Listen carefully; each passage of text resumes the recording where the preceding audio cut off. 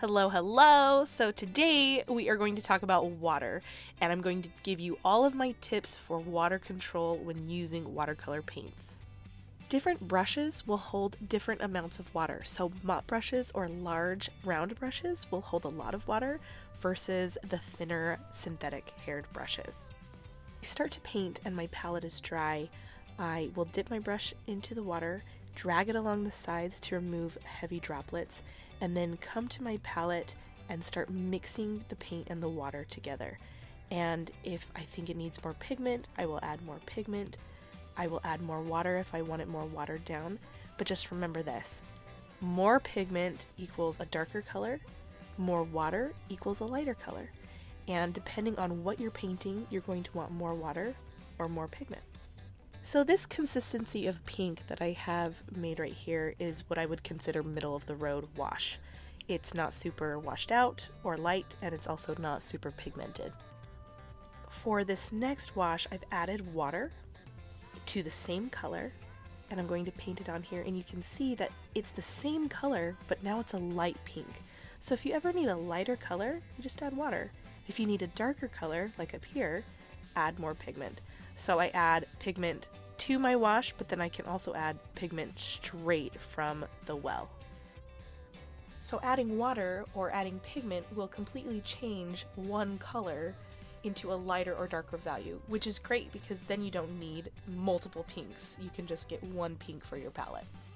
So now I'm going to show you the 4 brushes from earlier and how much water and paint they can hold. This is a Polina Bright round size 2 brush, and I am just taking a medium wash and going across the paper with it. This is a Da Vinci size 2 mop brush, and mop brushes hold a lot of water and paint. Knowing how much paint your brush can hold is really important, and we will go over why in just a little bit.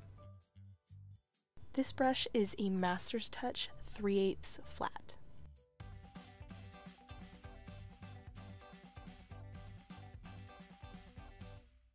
And last we have a Princeton round brush size 4.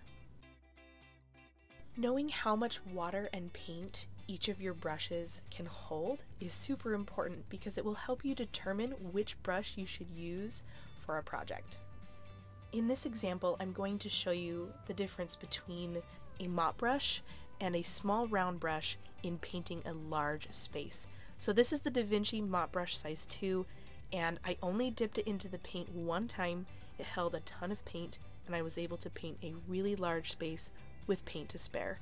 And this is the Princeton round brush size 4, and as you can see, it doesn't hold a ton of paint, and I have to go back to the palette a lot. So when you're painting a large area, you'll want a bigger, fuller mop brush. When you're painting a smaller area, you don't want so much paint, and you'll want a smaller round brush. Anytime you have too much water or too much paint on your brush, you dab it with a paper towel. This is especially helpful when you're wanting to go back into a wash and you don't want to change the consistency of it.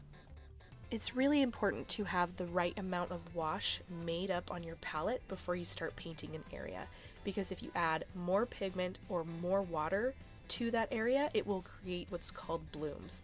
So you can see I've painted this little area, and then I'm going to add some water to the pigment on my palette, and then I'm going to paint next to this purple area again, and you'll see because this spot that I've painted has more water, it begins to bloom into the solid area of purple that I've already painted. Now this can be a great effect if you're trying to paint that, but if you're trying to paint something that's totally the same gradient, you don't want to do that. So in this example, I'm going to show you how I'm painting that purple area again, but instead of adding more water or more pigment, I am taking from the same wash, and I can add to the side of this area, and it remains very even and stable. No blooms. If you do accidentally create a bloom, let me show you how to fix it. So here I've quote-unquote accidentally created a bloom to show you. And what you do is you just take that wash that's new, that's more watery, and you drag it along the area that you've painted. And hopefully your area is still wet or this won't work, but then it all becomes back to even again with the new, more watery wash.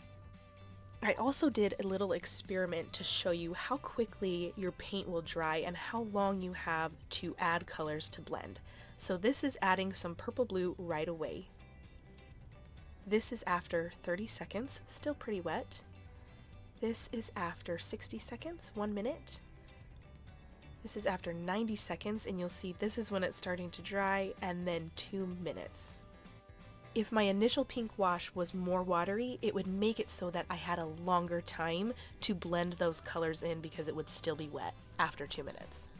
My final tip is about bleeding. So both of these pink and purple washes are more watery, and you can see they have a lot of blending together, but it's pretty even as far as how they blend together. This purple and pink wash are more pigmented, and when washes are more pigmented, they really don't blend into each other very well. If you want a lot of blending, you need a highly pigmented wash and a super watery wash together. So the pink is highly pigmented, the purple is more watery, and what happens is the watery wash ends up attracting the pigment into it. And those are my best tips and tricks for water control with watercolor paints. If you have any questions, leave them below. I would love to answer them. I hope this helps you a ton with your watercolor projects, and I hope you have a fantastic day. Bye.